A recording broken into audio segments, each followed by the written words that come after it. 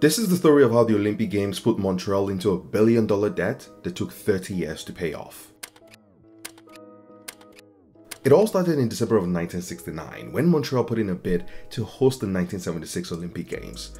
It was Montreal's sixth attempt to host the Games after previous failed bids, and the city turned out to be six-time lucky because it successfully won the bid for the 1976 Olympics. Now, like every host city, Montreal was faced with building massive sports venues to host the Games, but construction of the city's Olympic venue started a staggering 18 months behind schedule, putting it in a race against time to be ready for the Olympics. But if that wasn't bad enough, the already delayed construction process was also halted frequently in the build-up to the Olympics, with the city's construction unions going on strikes in a bid to force higher wages from the city. Now here's one crazy stat that puts this in perspective.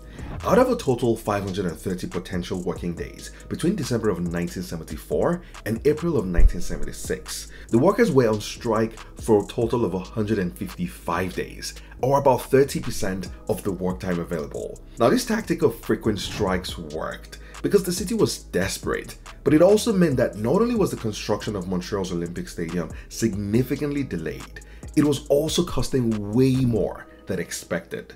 Now, Montreal had initially estimated a budget of $120 million in 1970 to host the Games, but 3 years later, by 1973, that estimated cost had nearly tripled to $310 million.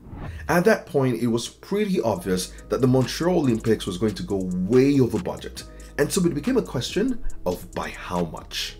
Now, things didn't exactly look great when construction work on the stadium was still ongoing just a few weeks before the opening ceremony of the Games, and it took 3,000 laborers working 24 hours a day just to get the stadium ready. But ultimately, the delays in construction were so bad that parts of the Olympic Stadium were not completed until way after the Olympics. Now, Montreal faced a different set of problems once the Olympics got started properly, because nearly 500 athletes failed to show up as part of boycotts from 22 African countries. And if that wasn't bad enough, then the city also lost about $1 million in seat refunds and event cancellations within the first 48 hours of the Olympic Games. Now, all of this meant that the final cost of the Olympics, which, remember, was initially set at $120 million, ended up landing at around $1.6 billion instead, a cost overrun of over 1,000%. And yet, that wasn't the worst thing, because all of that $1.6 billion was debt that Montreal had to pay back, and this left the city with a huge black hole in its budget. In fact, Montreal did not finish paying back that debt until 2006, which meant that hosting the Olympic Games for a month way back in 1976 had kept the city in debt for 30 years.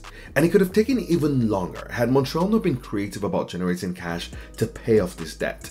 Now, the first thing it did was that the Olympic lottery program, which was started during the Olympics, was extended after the Olympics were done, and revenues from the program contributed to repaying the debt until 1979. But more importantly, the province of Quebec created and imposed a new provincial tax on tobacco products to raise extra revenue.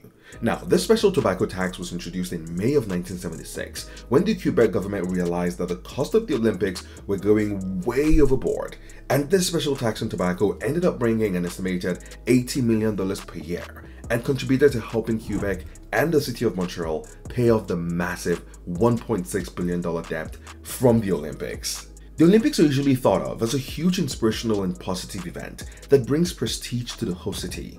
But as the example of Montreal showed, it can also leave a host city in a black hole of debt that takes 30 years to pay off.